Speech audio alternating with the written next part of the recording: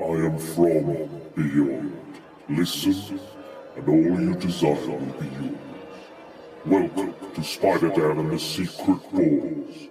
Prepare for Prattle.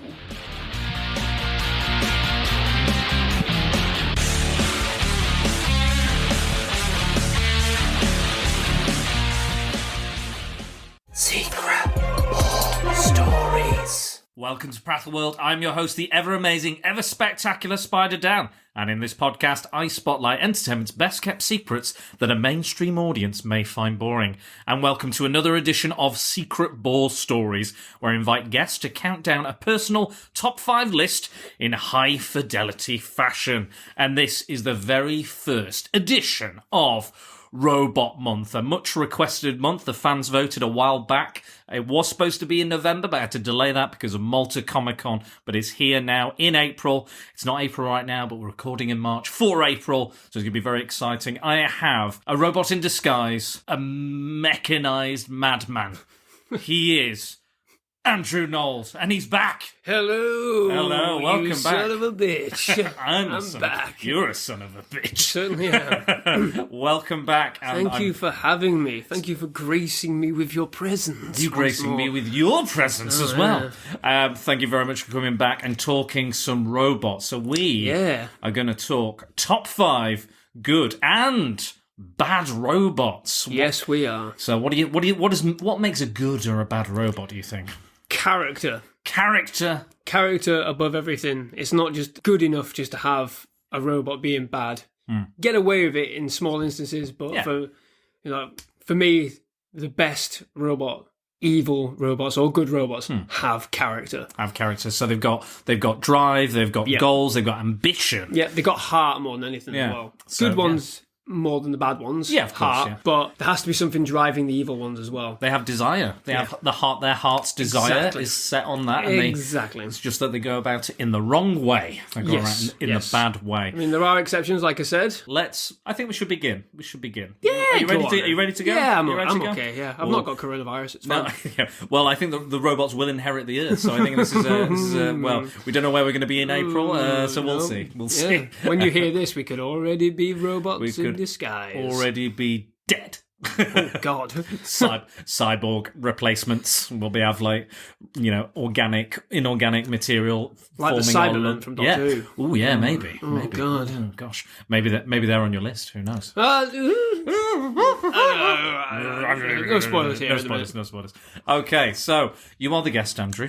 Am I? You are the guest. Oh, okay. I'm a guest in your home, but you're a guest on the podcast. So we're both guests. We're both guests. So I would like you to go first. So let's you start want me to go off first? with the bad. Now, are these in any particular order, or are they're just 5 very naughty robots? I'd say they are probably in my favourite all-time order. Okay. Now, before we go deep into your first dive, just to clarify, we're talking about good and bad AI. So it could be an AI, so not unlike HAL from 2001. So it might not necessarily have a robotic body. Yeah, but we're accepting those. Yeah, I mean, the way I see it, because I've done a bit of research into it, and a lot of you just type in evil robots, they come up with everything: AI, cyborgs, even random robots in general. But I like to think they all kind of fit into the same thing. Yeah, I think it's almost same category. It's too hard to generalise just a robot. Yeah, I think so. This day and age, because obviously the idea of robots in our sort of forward-thinking, real-world agenda is AI, definitely, and robots assisting humanity in the future. So that's the way I see it. Interesting. Yeah. So we've got so androids, robots, androids or robots. AI, exactly. Not cyborgs. Not includes. Well, I'm going to cheat. Oh, I'm going to have cheat. Have you got a cyborg? Okay. I'm going to cheat. Is this your first one? Is this your cheat? No. Well, again. We'll have to discuss it purely because it is an evil robot. Okay. But We'll get to it. The way they describe it. We'll get to it. You know, I'm sure we'll talk about other things. Like we've both done our research, obviously, and I'm sure we'll talk about maybe some of the lesser things we've researched as well. I know what you're going to talk about. I know, yes. God damn you, Mr. Spielberg. God damn you. But yeah, anyway, we get sidetracked. Let's get started because this is what the people want to hear. Shall we just dive straight in? Go on. Your number 5. My number 5. Bad This robot. is my 5th favourite all-time evil robot, cyborg, whatever. Yeah. Ash from Alien. Oh, Ian Holm. Yes. Good Ian choice. Holm. Good choice. I remember the very first time I watched Alien, I had no idea. No idea. I mean, subsequent watches, you can tell there's certain things about him, but when it's revealed that he's a robot or a cyborg, whatever you want to think. Android. Or a synthetic person. Synthetic person, yeah. So there's another one, isn't there? So that's another descriptor. That's the thing with evil robots, and robots in general. There's all underlying descriptors. They're not just simply robots. No, in Marvel they have androids, but also like the Vision is a synthezoid. He describes himself as a synthezoid. Yeah. He's a robot with feelings. When it was revealed, I can visualize it even now. The first time I saw it, when he's just going off on one, and I think they hit him, don't they, or something, and he's spinning around going crazy before he gets slightly beheaded. knock his head off or something. Yeah, I was fucking terrified, absolutely terrified, because obviously in my mind, I mean, I watched it when I was like 8 or 9. Yeah. And the way they'd done it was so terrifying, so creepy. And then they put his head on a table, don't they? And he explains what's going on. I just couldn't handle it. Yeah, just couldn't handle it. But purely because of the surprise factor. And obviously you get loads of surprises in Alien, the whole chest bursting scene nobody knew about. Yeah.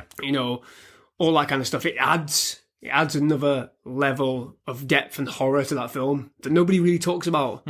Everybody always mentions the xenomorph, and the chest bursting scene, but nobody really mentions Ash scene in the vents and things like that. Nobody really mentions Ash going completely psychotic, and it's terrifying.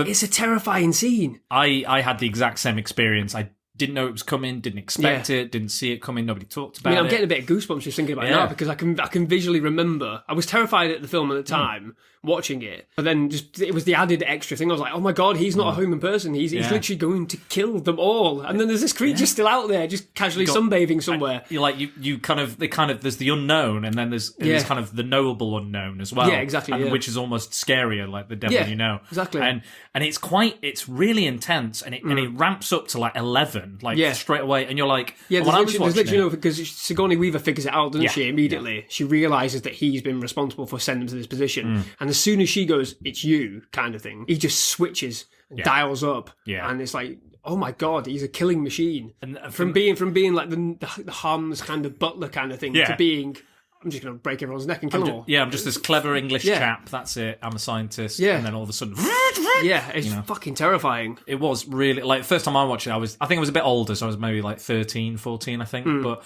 again, came out of nowhere. I was like, what the fuck is wrong with him? Like, clearly something. Yeah, but that's the first thing to do is you just go, why is he behaving like this? He's squirting all this white stuff out of his mouth. I thought he was because I was familiar with the idea of the alien and the way it works and the kind of legacy and the lore and everything. So I kind of knew how it worked.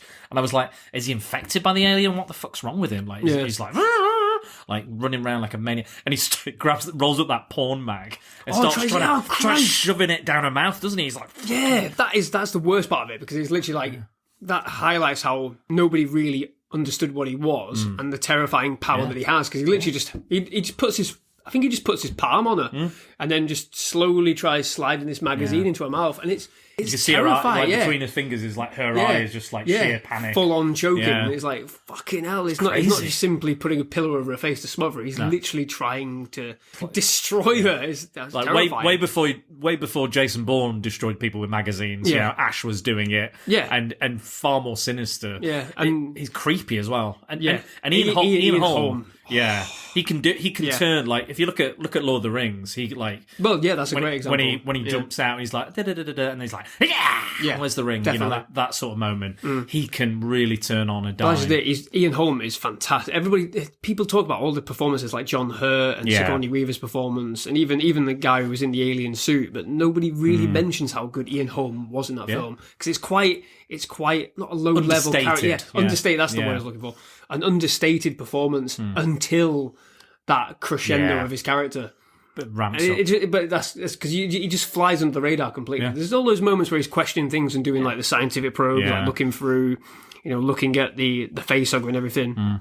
And then it just ramps up brilliantly. And it comes out again, absolute surprise. It's not like a jump scare or anything. It's not like a cheap jump scare. No, it's not. It's literally just twitches and goes, okay. Yeah. And then he's on you. I'm getting you. Yeah. And you there's a lot of that in the Alien Isolation game. I don't know if you played that. I haven't, I never got around to it. So they have these characters called the Working Joes. So they have like rubber skin, so you can tell they're robots, and that's why they're designed that way. So they know the difference. Yeah, that's an extension because it's supposed to be Ripley's daughter. Ripley's daughter's looking so it's an for extension her, of the fact that the AI are susceptible to going crazy. And they're actually, before you even get to the alien, they are the most terrifying thing in it. Yeah. And you can't kill them, not really. Yeah. You can shoot, you can use all of your ammo in your gun. You get very limited ammo, and you can just shoot them dead, but then that's it. That's all your ammo gone, and you're more than likely you won't have any more for a long time. Yeah, that's the thing with like Ash as well. They behead him, don't they? Yeah, and put his head on the table, and it's only when they do something else to him that they just smash him completely. Yeah, that's when he stops. Exactly. It's literally he just keeps on going.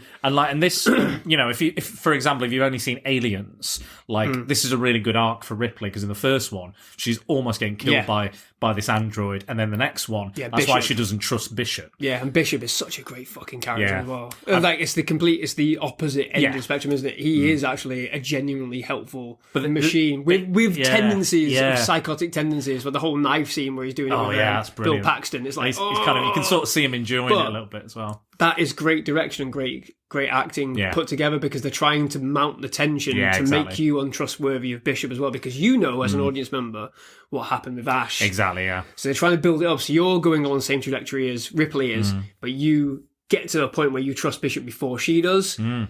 And then obviously, the big thing happens when he gets cut in half. And there's some lovely hints throughout. Like he's like, they're like, Bishop, do you need anything? And he's like, he's so obsessed in looking at the face hugger, that he's like, oh no, I'm fine. Thank you. And he's like, oh, what's he planning? And you're like, not sure. And then and at the end, you think he's just going to leave her. He's just going to leave Newt and Ripley because like time's running out, and he's going to the nuclear reactor's going to blow. And you're like, you're not sure. And then he kind of is the most heroic part of the film in a way. He makes a big sacrifice. Yeah.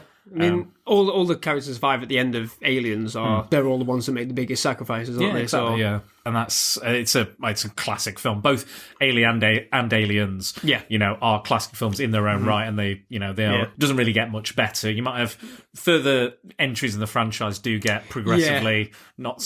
I mean, but I'd say three's not great, and 4 I kind of have a soft spot for a little bit. I mean, there's moments. Is Winona Ryder the she's the android in that. Rubbish. Yeah. Absolute rubbish. She's not on my list. You see, like, Michael Fassbender plays synthetic later on, doesn't he, in whatever, the Prometheus and Covenant. Yeah, it's a good job. Kind of blends both Ash and Bishop together, but a little bit. They've never reached the heights of Ian Holm's performance and Lance Henriksen. Henriksen, that was it. And they won't. They just won't. But there you go. But yeah, fantastic choice. Ian Great choice. Holm, I think a lot of people. Performance. I think a lot of people would agree with that. So my first choice for the good robots. Now I wanted to go for like a cutesy one, kind of like in the vein of R2-D2 or something like that. And one that looks. You mean it's not R2-D2? It's not R2-D2. It's definitely not R2-D2. It's definitely not. Too obvious a choice. No. So I've gone for the obvious ones, boys and girls. That's fine. That's fine. There's nothing wrong with that. Andrew. I kind of like it when you throw your crazy ones out. Throws these crazy ones I like it. Pluck out of nowhere, and the obscurity of cinema and, Well, that's what it is. Entertainment. The secret bores, but they're certainly not boring, boys and girls. They're certainly not boring. And I hope these podcasts aren't either. Or you wouldn't be listening.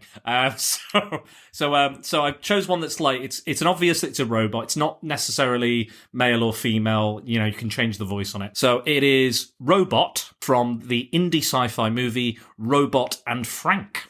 Oh, Jesus. So Robot and Frank is again, like a low sci-fi kind of indie movie. It's basically Frank Langella, Skeletor himself, plays a jewel thief who now suffers from Alzheimer's.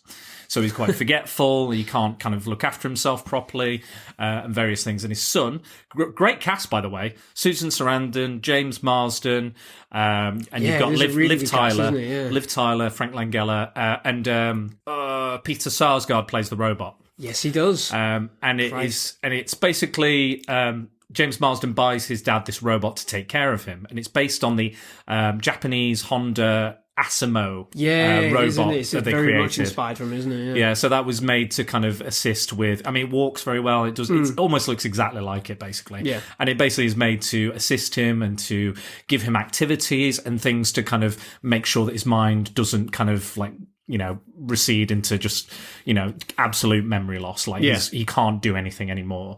So he's cooking meals for him. He's providing the right kind of environments and the right kind of stimulating kind of conversation and activities. Now, Frank is a former jewel thief. Yeah. So he's not a good guy. He's not a nice guy. He's quite grumpy, and he's not a likable character in this. He's very bitter and twisted, and he goes down to like a local shop and keeps stealing stuff from the local shop, like stuff he doesn't even need. He's just because that's his kind of like, you know, like toilet roll thing. That's happened a lot recently. Yeah. So much looting. Frank could be all over the toilet roll. I know, selling it Jesus. Out. So this robot is trying to get him to garden. He's like, I'm not interested in gardening. I don't do this. Blah blah blah blah blah. He also goes down to the local library, and kind of gets books out and reads and stuff. And there's a lovely lady there, played by Susan Sarandon, who is kind of his kind of love interest basically in the film. And it's a lovely story, because slowly but surely Frank realizes how good this robot is and how advanced this robot is. Yeah. This robot can actually makes decisions that are... It will make bad decisions based on what is good for Frank. So if it's beneficial for Frank, he will do it, even if it, you know, breaks the law or various other things. So one of the first things is Frank tries to steal something, but it puts it back, and he goes, "I've got nothing in my pockets." And then the robot steals it for him. He's like, "You tried to get this from the shop." It's like he's trying to. It's almost like imitation, isn't it? Because it sees it as being the best thing for him, even though it's not. Legally, in legal terms, it's not the best thing. And the robot knows that, and it is aware of that. But it's trying to keep him... But his programming says, I've got to look after Frank. It is a really clever film. It works so well. Clever film. And there was actual actresses in that robot suit as well. It's not CGI or... I don't know if... I didn't know that. Yeah, they're obviously very small, and I think obviously there might have been some CGI over the joints or things like that. Yeah. But it is a suit, and one of the actresses had to kind of not do it because it was so claustrophobic. So she kind of said, no, it's not for me. Well, I'm reading Anthony Daniels' autobiography on C-3PO. There's a portion in that where after doing C-3PO for 2 movies, in Return of the Jedi, he's lying on the floor, and it's when Salacious Crumb, the little rat thing's picking his eye out. At that moment, Anthony Daniels had a full-blown claustrophobia attack. Jesus, really? The first time ever, and he was like, I need to get out. And he ripped everything off him. And then afterwards, he's like, I don't even know what that was. Yeah, just came over him. So, I mean... Crazy, isn't it? Yeah. But yeah, it's a really lovely film, and eventually Frank convinces the robot to help him in these kind of heists, and it's really fun. And they're like casing out the place, and he's explaining to the robot, you know, why is this? And the robot says, "We won't do this unless I am happy with your plan, and that it's safe, and that it's not going to endanger you, it's not going to affect your mental health. I'm going to." It is like a buddy crime movie. It is in like the broadest like way you can look at it. And it's a lot of fun. It's I see it a lot like almost like an elderly robotic ET. Yeah, basically that's what it is, and it works. And they develop this friendship, and they laugh and they make jokes. The robot makes jokes. You know, it's quite an advanced model. And the robot even lies to the guy that bought him for Frank, like his son. Yeah. He lies to the son because he goes, "Oh, Frank's dying. You need to come and look after him." And it's all a ploy to kind of to pass on the stolen goods. There's quite a tragic twist towards the end that I don't want to spoil it, but it kind of adds the kind of like it's not like, oh, there's a magic cure for Alzheimer's or anything like that. Yeah, that's just it. I mean, it is. It's a sci-fi movie, but it approaches Alzheimer's in a very realistic way. Yeah, and it makes you think about like way. You know, that it's sort of a thing you'd want to see possibly in our own future, isn't it? Yeah. Like a lot of the times these people are suffering like dementia and Alzheimer's. eventually they just get to a point where they're left alone. Yeah. And it's really, really upsetting. Yeah, it's tragic. My great-grandma had, I think it was Alzheimer's. Yeah. And it wasn't good. No. It wasn't good at all. No, my granddad, she didn't end up recognising my granddad at all. Her own son. Yeah. She recognised my grandma. Yeah. But when she saw my grandma, she'd see her as a younger woman, which is really, really bizarre. She wouldn't recognise my granddad at all, but she'd seen my nan as a younger woman. And she'd always go, "How's Frank? When are you getting married?" Yeah. And my granddad stood right next to him. He stood right next to her, I'm here. We've only been married 40 years. Yeah. Who are you? Terrifying. And that's it, yeah. And it's like, do you play along with the well, that's just it, isn't it? I mean, that's what the robot deals with in this film, isn't it? It's like it's the extension of that kind of idea, isn't it? Do you play along with it? Do you guide them in a better way? Do you reinforce certain aspects? Do you make them feel better about things that they're doing so they don't get stressed and worried and start, upsetting others or whatever? That's why it's such a good film. There's a really kind of like, because there gets to moments where, because initially he doesn't want the robot. He's like, take this robot away. I can't believe I have this robot that needs to take care of me. That's for all care, isn't it? Yeah, I don't want care. I don't want to go into I'm a care fine. home. There's nothing wrong. But his house is a mess. He's not cleaned up after himself. There's all this sort of stuff, and then he even trashes the house so he'd get his daughter to turn the robot back on. Yeah, he's like, I need this robot now. He's my friend, because she turned him on to clean the house, and then she turned him off. He's like, you can't do that. You can't do that to the robot.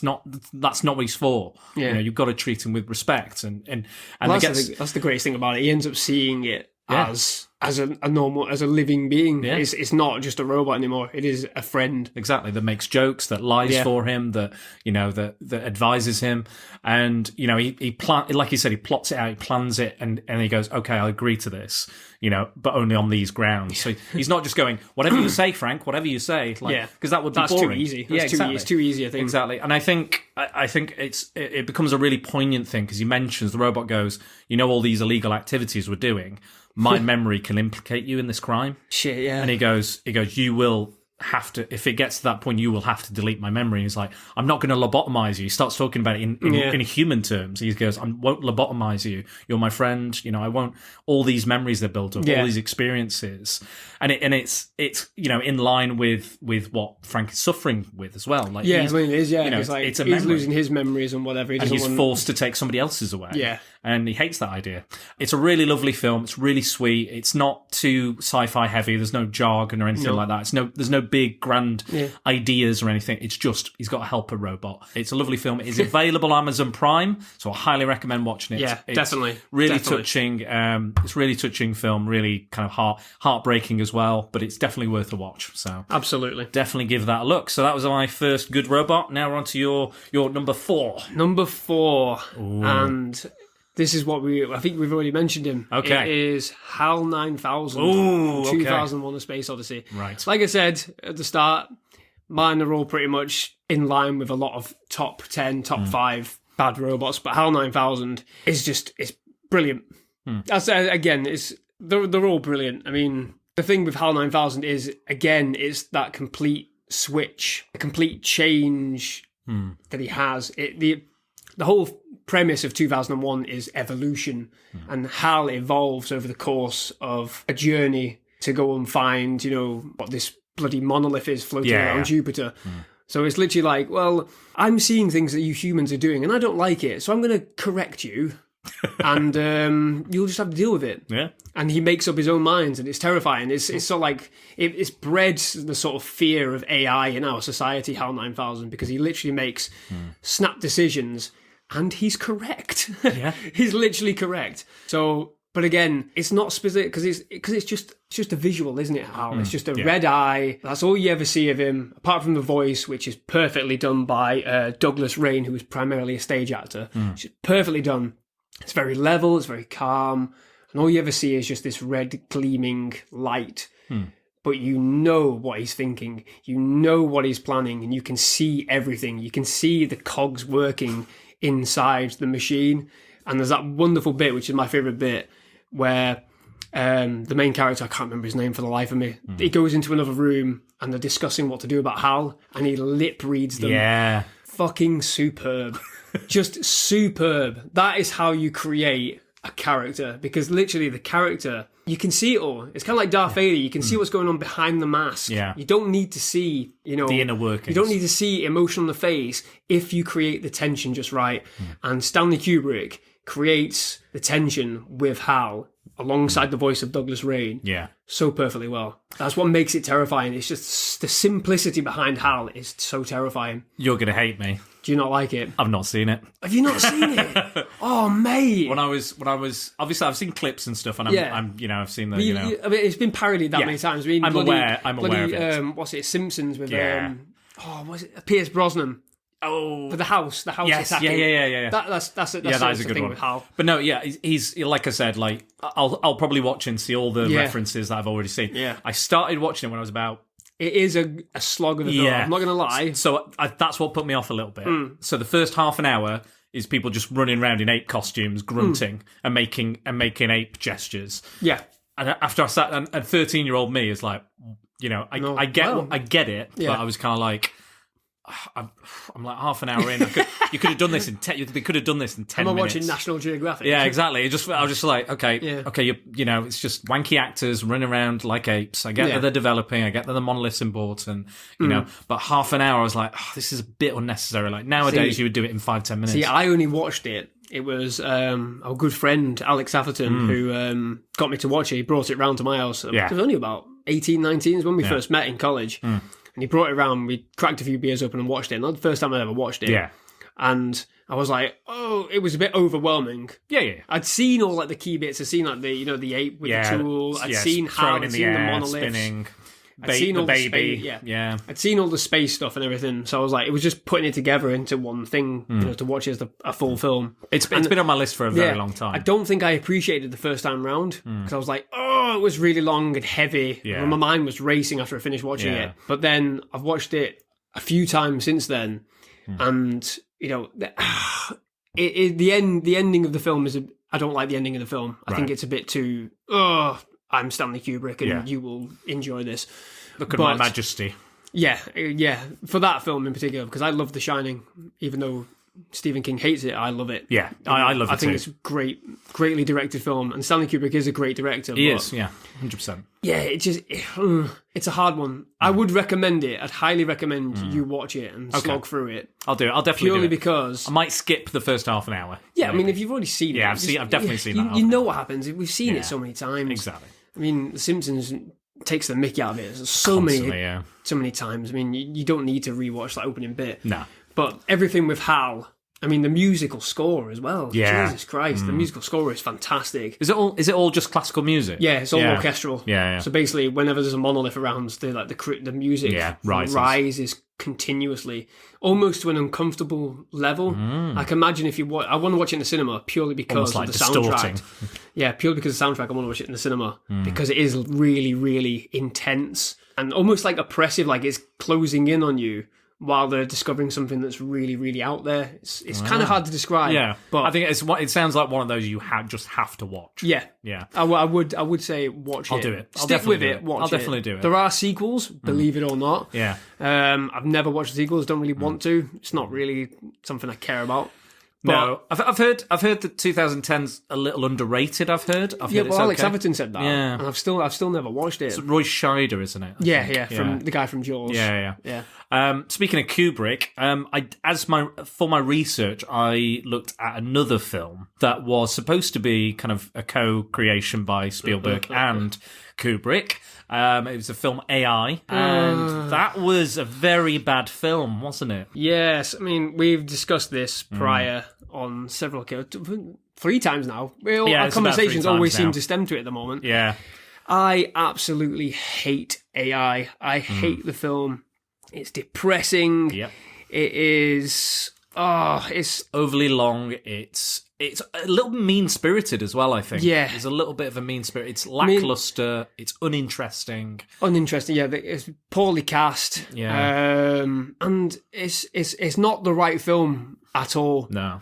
I think that's such a weird statement to say, but it's whenever I've watched it twice and no. I wouldn't watch it. I wouldn't watch it again. I wouldn't watch it again. No, I mean it's so I can't say anything more than depressing. Yeah, it literally has depressed me on those two occasions I watched it. The opening bit is it's one depressing thing after another. There's no like, and like the child is quite very positive in it. But it's that juxtaposition. Isn't it? It's like everything around him is so negative. He's so positive. But that positivity doesn't break through. No, it doesn't work. It doesn't come through. I don't know whether that's purely to do with the way they got him to interact with people, but it comes like across as when he's creepy. laughing. Yeah, when he's laughing in that dinner scene where he's like, he thinks he's done something funny. He's like, ha ha ha ha ha. Yeah, and nobody does anything. They're just like, oh my god, that's really creepy and weird. And the whole point of the whole thing of like replacing a potentially dead child. He's in a coma. And then the kid comes back and he's awful. That kid is awful to the robot. And then she's basically like, he starts, getting annoyed and angry. And she decided to sync with it because they have to absolutely sync 100%. And that's when he starts showing proper love to the mother. It's weird. I've never understood any of the decisions around the film. I've never understood it. Like right to the very end, where he's been encased for 2,000 plus years. He's basically looking in for a glacier because it's the story of Pinocchio, isn't it? Basically, he's looking for the blue fairy. And he finds it, but gets stuck in the ocean in a drowned Manhattan. By the time anyone's found him, humanity's dead and gone, and it's an evolved AI that finds him and puts him in a room. With his dead mother, and it's like, what is this? She can only live for 24 hours, so make the most of it. And then he goes to oh god, it's like that. The end. I'm going to spoil the film because it's do it. It's crap anyway. It's been out for I wouldn't 20 recommend. Years anyway. I wouldn't recommend it. So he basically he finds these very advanced robots, aliens, whatever you want to call them. Whatever you think they are, there's not really said. They have these godlike abilities. And they have a bit of DNA left over from the mother, clip of hair, and they say we can clone them, but if you tell them anything about their past life or what's happened, they will mentally break down. You've only got them for a day, and he's like, well, I want her to be my mum, and he gets it. He gets what he wants, but I'm like, you've created a life form, given it a short amount of time to live, not told it anything, and you're basically doing that just for your own selfish pleasure. The mother looks completely confused all the time, even though she's like, oh my boy or whatever. It's still like you can see behind the eyes, like I don't know what I'm doing here. What am I? It's like, what is this? Yeah, and at what point are they like picking her up? Like what? Like, and how can they make sure that she loves him? And is it even real love? Is it even real love? No, it's not, because it's just purely manufactured, isn't it? Exactly. Just to give him that the pleasure, end of his journey. Yeah, but exactly. then doesn't he turn himself off and die at the end as well? I think so. But then not only that, what really, really aggravates me is the poor fucking teddy bear companion is left alone at the end of the fucking film. Oh my god, yeah, shit. That's almost. So he gets into the bed with the mother. Yeah. Obviously, the mother passes away because it's been 24 hours. Yeah. So clearly, it looks like he sort of drifts off as well. Yeah. And dies. Yeah. And the fucking bear comes up to the bed going, what's going on? Yeah. He's just stood there kind of staring into space. And that bear has evolved more than the fucking child has in the film. And it's fucking depressing. And that bear has done nothing but help that child. And that child has done nothing to help that bear. Yeah. So I hate it. Just all around, they've got Jude Law plays like a robot prostitute, and all the interesting story elements you could have done with that. Like, there's even a murder that happens that he gets blamed for. You could have pursued that. Something really interesting could have happened, and you could have done something. There was a couple of elements I really liked, but again, they did fuck all with it. Yeah, absolutely. He just gets captured and bye. Yeah, great. All right, fantastic. Thank you for that. Oh. And like Real Steel, I watched as well, which is the boxing robot one, and I thought I might quite like that. But somehow they make Hugh Jackman the most unlikable person in the world, and I think that's some sort of miracle. Yeah. See, we're going through bad robot. We've shifted to bad robot movies. Just bad all-out robot movies, just shite. But Rock'em Sock'em robots with Wolverine. No, it didn't work. Not a likable kid, not a likable father. Again, all the nice people in it, are just treated like shit, and they just deal with it and just like carry on like, well, you're going to continue to treat me like shit, and then everything works out for them. So I was like, well, it does. It's like you're a selfish prick all the way through. There's a happy ending. Yeah, you basically sold your son, and you basically got him beaten up by a guy. You're a great dad. You're a fantastic dad. You ruined his robot. Whatever the fuck.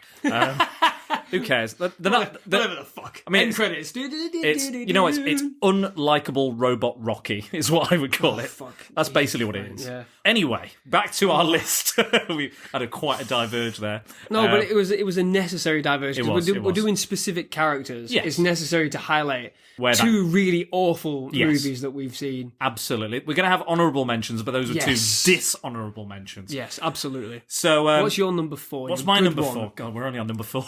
We are, aren't we? This is going to be a good one, boys and Good one. girls. This is a hefty one. Get some popcorn and some Okay, beer. so I wanted to do kind of like a giant robot, because there's a lot of kind of giant robots in Yes. in the world of robots and all the different Do franchises. have to be careful though. Yes, I know that we might verge into. Can't have the Megazord. No, not going to have any mecha. Can't have Pacific Rim. Pacific Rim or Gundam or anything like that. No Even though they're piloted. great. No piloted.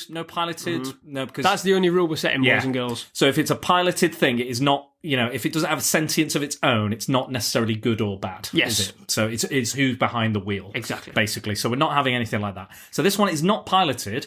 It was programmed initially and then grew into sentience. Oh. So it is. You cheating son of a bitch. I know, right? Well, that's his story throughout the film. That's evolution. And his name is Jet Jaguar. What? Jet Jaguar from Godzilla versus Megalon. Oh, of course. Jet Jaguar or Jet Jagger or Jet Jagger. Jaguar or however you want to pronounce Jaguar. Weird dancing. However you want to pronounce Jaguar is up to you. Jaguar. But yeah, so and he basically is created by a scientist. He's an advanced robot. In fact, his creation was a competition. So Japan went, you love Toho, you love Godzilla. Yes, it was, wasn't it? Create a character for us, and we will include it. The winner, this character will be included in the next Godzilla movie. That's why Toho Studios are great. That's why they're great. They went, well, we can't really think it. What do you want to make? Yeah. Put that in. Yeah, we'll make a full movie out of that. Fuck it. Sure. And he's basically the protagonist in this movie, because Godzilla doesn't really turn up until the last 20 minutes. Yeah, So it's barely even a Godzilla movie. Yeah, Godzilla's become what bloody the Undertaker from WWE, hasn't it? At this point, he's like just marching in. Marching in Well, and destroys everybody. I'm gonna keep my record going. Well, I'll tell you what, the drop kick that Godzilla does in this movie, the Undertaker could never do. Yeah. I don't think anybody can pull off Is that the drop one where kick. he uses his tail? Yeah, he just he flies runs along up his tail. and he's yeah. like, shoo! Because Jet Jaguar holds the monster. I think it's Megalon Yeah. he holds, and then he just does these two massive Yeah. drop kicks that mean, just defy all gravity. That's why I love the Toho Studios films like the old Power Rangers, because you'll never see that shit in the new ones. You wouldn't see in like Godzilla King of the Monsters him you wouldn't doing a see that. flying dropkick across the entirety of San Francisco. fingers crossed, Godzilla vs. Kong, we'll see a flying drop kick. Well, it has to be better than King of the Monsters. So, I mean, that film utterly disappointed me. But yeah, carrying on with... I like the monster stuff. The monster stuff was yeah, good, but everything else was pile of shit. yeah, bit mad. But yeah, so it was designed. It was called Red Alone initially, and you can see it's clearly inspired by kind of the Ultraman design and because kids loved Ultraman in Japan. Yeah. So they were like, Still do. Yeah, they love it. It's massive. It's huge. There's a Netflix show as well, an anime and things. Yeah. So it was called Red Alone, which if you watch. I did a podcast on Neon Genesis Evangelion. Yeah. And there's a character in that called, I think it's not Red Alone, but it's like Lone Red or something like that. Yeah, I think it is. And it's Lone like Red. Jet Alone. Jet Alone it's called. That's right.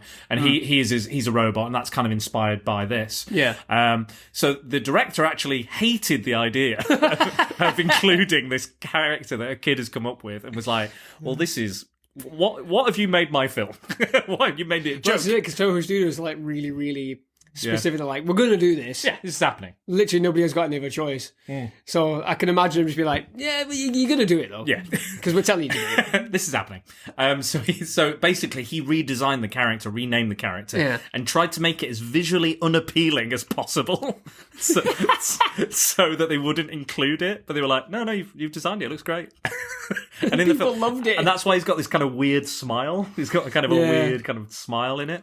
But yeah, throughout the film, he's controlled to kind of bring Megalon to the surface. Yeah. Then the scientists managed to get back control. I think they're the sea dwellers or the undersea people or some other lame. I don't really understand. Some other lame race, and they're like, yes, we are the undersea people. It's to do with the Hollow Earth stuff, isn't it? That's it. Seatopians. Yeah. There we go. It's to do with the Hollow Earth stuff, I think, that they created. Yeah, it was a bit yeah, it is what it is. However, he gets control, and then eventually, like, they're trying to control him with this kind of medallion, and they're like, "Oh, I can't control him because he's gained his own sentience at this point, and he's being heroic because that's the thing he wants to do, he feels like." So he can communicate with kaiju as well somehow. Okay, and it looks like some form of sign language or karate sign language. Well, yeah, they do that in like Power Rangers stuff. Yeah, don't exactly. They? Yeah, when they're explaining, they always all that different moves, jagged, arm movements. We need dinosaur power now. Go. And one of the more interesting powers he has is that he can change size, because he's like a regular sized robot, like human, 6 feet or something. I feel like Power Rangers got a lot of influence from this. Oh yeah, I think Ultraman and a lot of other stuff like that. The changing size is a big thing in Power Rangers. Oh, huge! Every episode, we'll go big. Yeah. Well, okay, it's not going to help you though. Exactly. Yeah, I think Ultraman as well. And that whole kind of genre is quite a big influence on what Power Rangers became and why it was so popular. He has to have one of the best theme songs I've ever heard. I can't remember it. It's like Jet Jagger, Jagger. I do remember it. Punch, punch, punch. It's brilliant. He apparently it's just absolutely ridiculous. And he can like shoot out beams and all sorts of crazy other powers. But he's like a kind of a cult classic character. He's so ridiculous and weird. It has, because it is so utterly baffling, bizarre. There's a lot of the creature designs in the Godzilla films are baffling, but this one takes the biscuit. I mean, absolutely. I've always thought Mechagodzilla was completely ridiculous. But I mean, not as ridiculous as Jaguar, but he's really interesting. Apparently, he plays a really big role in the IDW Godzilla Rulers of Earth. I think that's what the comic's called. And I think there's one point where he shrinks in size, jumps into a monster, and then does the whole like the Thanos kind of storyline where he just grows and the monster explodes. Out of it, And I also think he knocks out Godzilla. I think as well. I think he punches him straight out. About time Godzilla took a fall. I know, right? Just one defeat. So he knocks him out in that comic, but I think he's just bizarre and weird and wacky and fun, and there's something just a little bit different about him. Definitely. That I quite like, and he's at the end they're playing his theme song, and he's like, and the theme song lyrics are really weird as well. They're like talking about his insecurities and things. It's very descriptive, isn't it? It's very descriptive. I can remember, Jesus Christ. Mystery Science Theatre went, okay, we've looked at Godzilla vs. Megalon. Here are the lyrics to the song, and they are just obviously the translation. Everything's lost in translation. Will be off anyway. But it's just hilarious that he's like fights crime to hide his insecurity. Yeah, that's why I never watch anything dubbed. No, because it doesn't make any sense. Yeah, none of it makes sense. I mean, I think we watched. What is that really good action movie? John Woo, where they're in the hospital. Oh, Hard Boiled. I watched that with dubbing. Yeah. And I was like, this is ridiculous. Oh, I love it. Turn the dubbing off. 10 times better film. Yeah. It's a lot more serious. I love that film anyway, but Jesus Christ. Cool. So that was my number 4. So let's crack on with your number 3. My number 3 is the cheat. Oh, here we go. The cheat choice. Okay. But this one, it doesn't really appear in any sort of lists. Okay. It's been in 2 or 3. Mm-hmm. But it is the Borg from Star Trek. Okay. Now, it's a cheat. Yeah, I fair freely enough. Admit that. Yeah. Because they're cyborgs and they're a hive mind, so it's not just one individual, it's millions of individuals. Yep. But they do have a spearhead in the Borg Queen. Now, it's not specifically the Borg Queen itself that I'm more interested in or that I see as being the better part. Okay. It is literally the idea behind the Borg. Please explain. So, the Borg are essentially drones that spread across the galaxy in an effort to assimilate civilizations to bring them under the banner of one big hive mind. So they assimilate the best qualities of a civilization. So, for example, with the Klingons, they'd assimilate the Klingons, which are like the warrior race of Star Trek. They'd assimilate them to gain their strength and their warrior tenacity and their knowledge of weapons and everything. Warfare. So the Borg essentially assimilate technology and ideas. They're not interested in individuals per se. Because I guess they wouldn't have original thought, would they? No, they unless don't. they assimilate. But that's just it. They don't have any interest in individuals apart from Picard, Jean-Luc Picard. Yeah. They assimilate him in the Best of Both Worlds episodes from Next Generation. Locutus? Yes. Yeah. And they specifically call him Locutus and use him as a spearhead, primarily to try and get the Federation to fall in line. Obviously, everybody refuses because nobody ever gives up to the Borg. They always go down fighting. Yeah. And obviously, wasn't the Voyager finale against the Borg? Like yes, it was. Time travel. Yeah, I mean, that was really good. I mean, I'm specifically looking at the film First Contact. which is, the for best, me... the best Star Trek film. Yes. Yeah. That and Wrath of Khan are the best Star Trek films for me. Agreed. First Contact is an action horror film. And watch it again, or if you've never seen it, give it a watch. It is very Star Trek-y. There's a lot of, jargon in it. But Timey-wimey. It's time travel again in the Star Trek film, but it's handled perfectly. And it is quite terrifying in moments because the Borg are relentless. They never stop. And when they stop, that creates fear because they're like, why are they stopping? Yeah. There's a specific moment in First Contact where the Borg stop on deck 16 and they're like, why have they stopped on deck 16? What's on deck 16? Nobody can figure it out. You've got all these crazy science, ideas, and Worf and Geordi are saying there must be something there. They have to do it. They have to have a reason to have stopped. Yeah. And it turns out they don't need to go any further in the ship because they've isolated the deflector dish to use it as a signal beacon to get other Borg to come from the other side of the galaxy. So it's literally like their purpose is fulfilled. They don't need to do any more. Yeah, that's it. They can just wait out everybody else.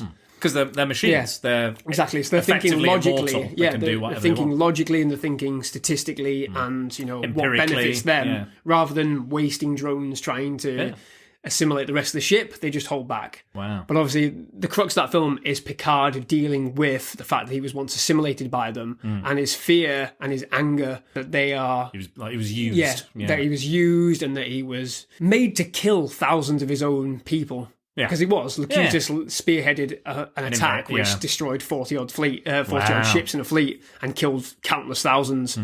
And people looked at him very differently after that. And this is a heroic captain. People looked at him so differently after it. And that's the great thing about this film is that it dives into his fear of them and their desire to reclaim him. Because the Queen, who is... in herself an individual, she has motivations to bring him back so that she can rule the galaxy, if you like, in very simple terms. But the Borg, because they are essentially like wasps, they just swarm. They swarm and they look terrifying. They remove limbs to add cybernetic components. They take eyes out to put ocular implants in and things like that. They look terrifying. The space zombies, essentially. Yeah. It's like a Frankenstein's monster type thing as well. Yeah, but what gets me in that film is how relentless they are and how terrifying they look. Because they look so different to what it was in the TV show. In the TV show, they were kind of like wearing cardboard costumes. In this, Jonathan Frakes wanted them to look absolutely terrifying. Jonathan Frakes is the guy who plays Commander Riker. Yeah, love Riker. And he was very adamant. What a great beard he's got. Exactly. He was very adamant that they should look terrifying. And it works. Yeah. Because the film is very dark and there's like green tints. Broody, yeah. It looks like the ship is dying as they're taking control of it. And that's what makes it such a good film. And the Borg just swarming and assimilating people in horrific ways as well. It's not nice. You see people crying out saying, "Oh, please, Captain, help me." And Picard just shoots one of them. I mean, you can only really... I mean, in a way, like, it's not that much of a cheat in a way that because they're a hive mind, they're a collective, they are effectively one. A whole race is effectively one. So it's kind of... I mean, I'll allow it anyway because I don't really care. I don't think anybody does. I don't really care. Fuck it. I'll just stop the podcast now. But just not even bother. That's it. Fuck it. I'm going to delete this. But no, I think it's a really good. I love the Borg. Were always my favorite villain in Star Trek. I'm not a massive Trekkie. Yeah. But I dip in and the stuff I like, I really do like. Yeah. But I'm not religiously. I don't know everything. No. Yeah. I'd probably say I'm more into Star Wars, but even then, I don't know everything about Star Wars either. Nobody really does. I mean, I'm a massive fan of both franchises, and I don't know everything. No, exactly. And people say they know everything. I'm sorry, you're lying. Yeah. You might know everything, but do you have a life? That's the question. But the only thing I will say in summation of the Borg is that, unfortunately, with Voyager, they appeared in about series 3 or 4. Yeah.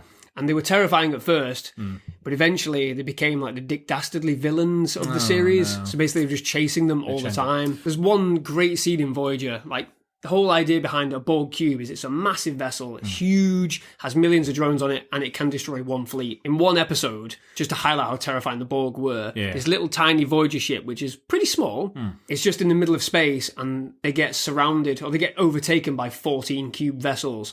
And in the show, it does a really good job of going like, oh, we've got a Borg cube coming, and they go, right, this is it, boys and girls, and they say, no, there's 5, no, there's 10. 15, and they're like, everyone, you can see everyone's fear. They're like, we are fucking dead. Yeah. But they've got ulterior motives, and that highlights the Borg's ulterior motives. They're more interested in certain things one of the cubes stops, turns around, scans Voyager, and then goes off. Yeah, and like Captain Janeway's like, something must be else up. They are interesting something else. Otherwise, we would be dead. The Borg are very interesting, not simply just straight level. Oh, they're going to assimilate you. Yeah, they do have. They're not thoughts. They're not just attacking en masse all the time. They do have thoughts. That would be dull and uninteresting. Yeah, that's why they brought in 7 of 9 to sort of like bridge the gap. But towards the end of the series, it's literally just like, oh, the Borg are here again. Yeah. We beat them. So I guess it's kind of like, it's almost like Doctor Who when they just bring in the Daleks every so often. Yeah, like, to me, the Daleks and the Cybermen are overused. Yeah, definitely. Massively. I mean, I don't know how they can get past that. Not unlike the Joker in Batman, they seem to overuse the ones that are popular, the ones people want to see. And that's a shame, really, because there's so much diversity in these kind of rogues galleries that these franchises have. Yeah. And it's good to have a little bit of something different. It kind of does remind me a lot of like Brainiac. I think that Brainiac's adopted a lot of Borgisms into his kind of storyline and his kind of hive mind and his he wants to collect knowledge, he collects cities, and then he destroys the planets because that makes the knowledge that more vital and that more important because he's the only one that has it. Yeah. And I quite like, and he has a lot of like tendrils and tentacles now. Like the modern version of Brainiac has a lot of that, and that's very Borg. Yeah, I'd say it's very, very much inspired. Yeah. So and he's kind of his own. He's not hive mind, but he kind of has extensions of himself, like drones and things like that. So I really like that character, and I see a lot of that kind of over time. He's had various interpretations and iterations, but I like the most modern one, the most Borg-like. Yeah. So yeah, but no, I love the Borg. I think that is a good choice. I will allow it. Thank you. How did the Borg start off? What the origins of the Borg? Were they purely... Nobody knows. Really? It's very much a mystery. They've been around for centuries, according to Star Trek lore. Did they start off as purely mechanical and then start... The common sort of like fan theory is that they were a species that was on the dying, like dying out. On the dying. And they basically attached cybernetic parts to keep them going. Right. And then obviously they evolved beyond that because the Borg Queen specifically says, well, we're not capturing people, we're evolving them. Yeah. So basically it's like self-improvement. Yeah, updates. And then they call it evolution, but it's clearly not. It's just grafting of But yeah, parts nobody really knows. The origins of the Borg are like the one mystery of the Star Trek lore that they haven't really explained, and I hope they never do, actually, because there's a few things that Star Trek have done recently that I don't agree with. Right. So, is that Discovery? Is that in Discovery? I heard they were doing something that the first series of Discovery. Might link to the Borg a bit? Well, that's Picard, actually. Oh, is it Picard they're doing stuff? Yeah, Discovery, I like the first season. Second season, I hated it. And I'm going to be honest, I'm not really into Picard at the minute either. Really? Okay. Yeah. I was enjoying Picard. I think I watched the first 3 or 4, maybe. But I was enjoying it. Cool. But Good addition.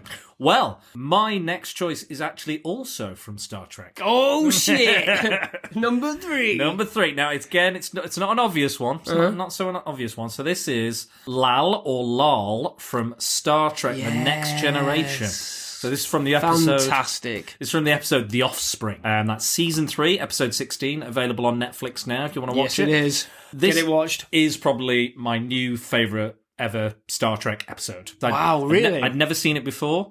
I found a little list and I was like, oh, that character. Are you watching Next Generation through then? No, I just kind of cherry picked it through my research. Yeah. Watch the Best of Both Worlds. Best of Both Worlds. Yes. I think I probably have seen it, but I'll go back and watch it. I've seen what's the one where he gets tortured by David Warner?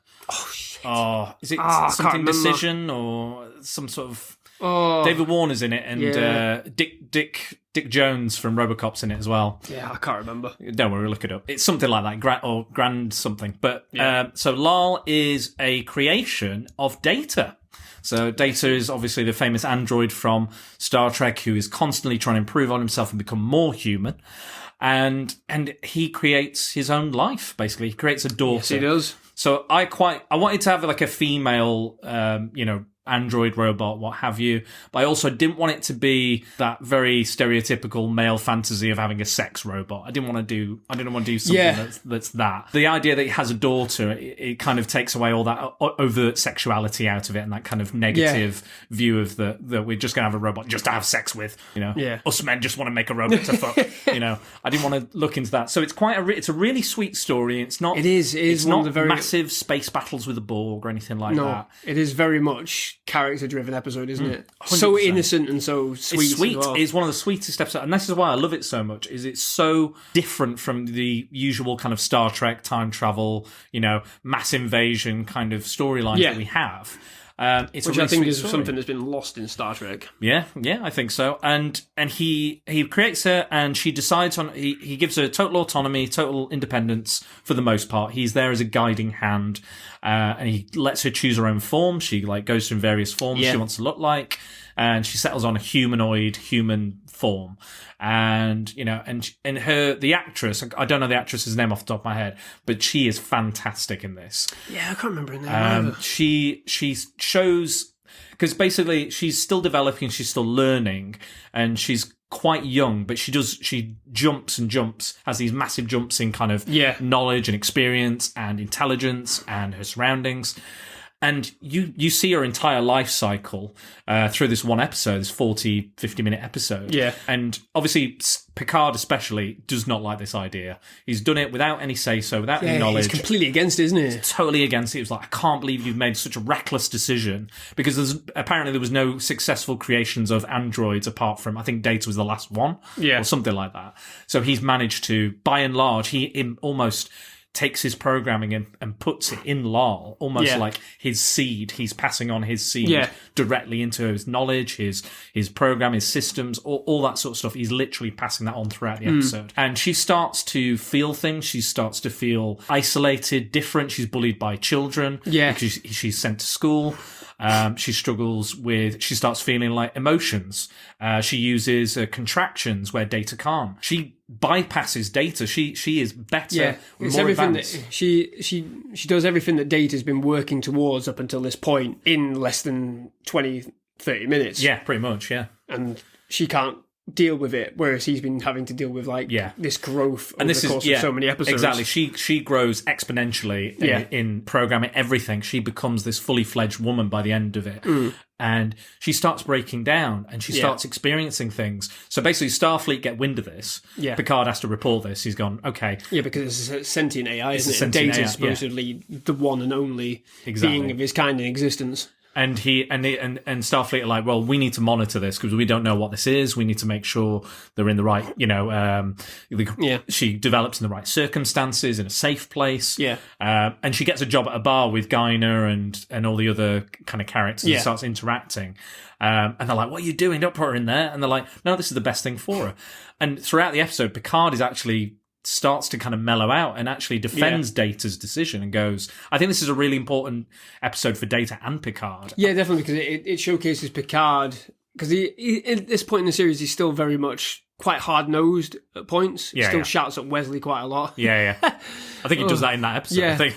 And then, obviously, because Data's his friend, and he wants to look after Data, so he's worried about Data making bad decisions. Yeah. But obviously, Card sees it as, well, you've got to make these decisions, I suppose. You've got to, if this is what you think you need to do, then I will support you. Exactly. So it's really heartbreaking when she starts to experience fear. She walks into what's her name?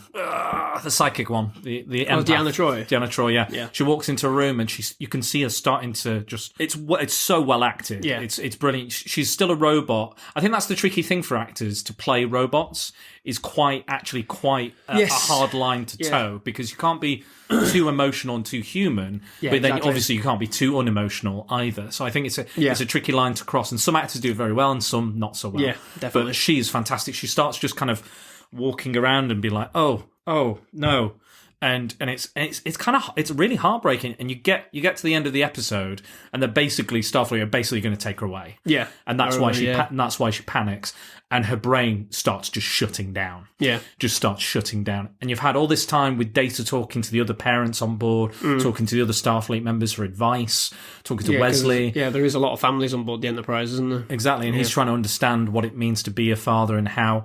And there's a great bit as well where she says, why are you trying to become more human when you will never be more human? Yeah. And he goes, well, it's the quest. It's the drive to do that. That's Data's holy grail, isn't it? It's to become more human. And even if he never gets there, it's the act that he tries to do that. And and she just doesn't really understand it and get that, and doesn't get why she feels so different, so alone, and so unique. And it comes to the end, and her brain just starts shutting down, and Data's performing surgery, and it's really actually, like, it got me kind of tearing up, because the Starfleet officer who's going to take her away, this hard-nosed dick, he's almost in tears. He's going, he had the fastest hands I've ever seen. Yeah. Her brain was shutting down quicker than he could fix. Yeah. And basically Data has this lovely conversation with her where she goes, we're going to shut you down now. This is going to happen. We're going to shut you down. Yeah. And he goes, oh, thank you for this. Thank you for, making, I can't remember the exact lines and stuff, but it is the best bit of two robots acting that I think I've ever seen. Yeah. Because there's so much emotion and raging going on inside these robotic shells. Definitely. And you feel it, like, throughout this episode. And that moment is just fucking heartbreaking. He's basically putting down his own daughter, and it is absolutely heartbreaking. And he does a painting of her, and like, if this is not the basis for Star Trek Picard, I don't know what is. Yeah, like First Contact, and probably this, any of the Borg episodes, and whatever Romulan, and anything like that. I agree. I think if you're a fan of Star Trek Picard, go back and watch this episode, because I don't think you get it without this episode. And it's absolutely fantastic. No, I agree 100%. Do you know who directed that episode? You know what I do? It was Jonathan Frakes. Yes. And it was his very first Star Trek episode that he directed. Exactly. And there you go. And that's why it's so fucking good. He is such a great director. I mean, he directed the episode where both him and Deanna Troi are in Picard. And that's the best episode of the entire series for me. Yeah. And it kind of makes me sad that those characters are not in it. Overall, I'm not going to get too much into it, because that's a different thing for a different time. Fair enough. Yeah. But yes, so that was my number 3. But if you're a Star Trek fan, or if you're a fan of Picard, check the Offspring out. Again, available on Netflix. Go for it. I would wholeheartedly agree on that one. Yes. So that was my number 3. So it's on to your number 2. Yep.